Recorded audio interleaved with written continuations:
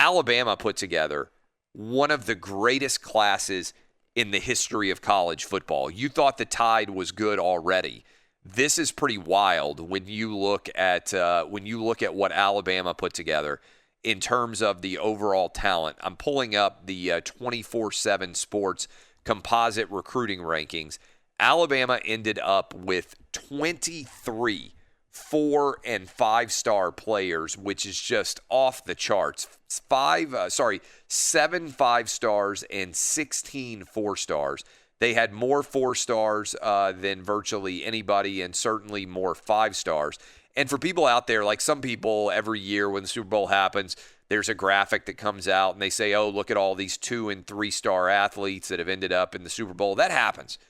But by and large, championships are won with 4- and 5-star players. So Alabama, with one of the greatest, if not the greatest, recruiting class of all time, the Tide rolls in with the number one class under Nick Saban again. Ohio State finishes with the second best class. Georgia, the third best. LSU with the fourth. Clemson sliding in the fifth spot. The school that probably surprises people a little bit, I would say, Oregon under Mario Cristobal is recruiting at an incredibly high level. They had 19 4-stars. So Oregon, the Ducks roll in at number 6. A&M has gotten really hot on the recruiting trail. They finish with the 7th best class. USC, Clay Helton, people want to get rid of him. Petros Papadakis pulling his hair out.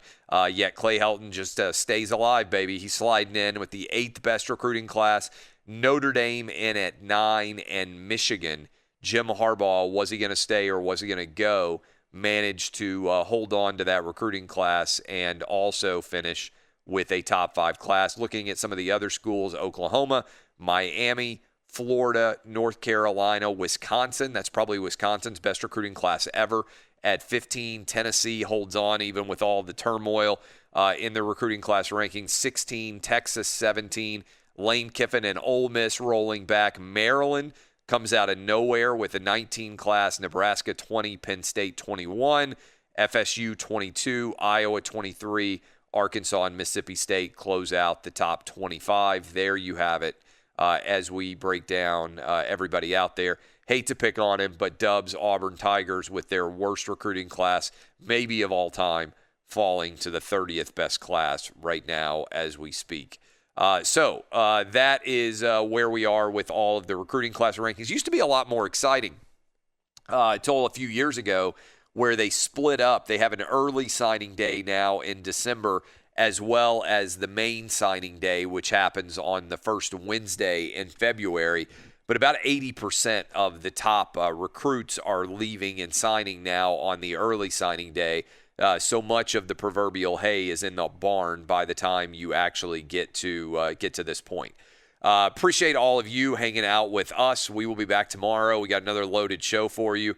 We'll talk with Frank Isola, I believe. Dr. David Chow will give us the absolute latest on health-related issues for the Super Bowl. He came on with us Monday. He'll also come on with us Friday. And then the governor of Florida is going to join us, Ron DeSantis, with the Super Bowl going on in Tampa. What are the expectations for that big show? Again, I think the NFL deserves a lot of credit for managing to get everything complete. But that is what will be on tap for tomorrow as we finish off Super Bowl week. Different Super Bowl week than usual. Last 4 years we've been on the road, whether it was in Houston, Minneapolis, in Miami, or Atlanta. But now this week, nothing going on from Radio Row down in Tampa, so we've been hanging out with you. I encourage you to download the podcast. Search out my name, Clay Travis. Search out OutKick. Thanks for making us the biggest and best show in the morning anywhere in the nation. This is OutKick on Fox Sports Radio.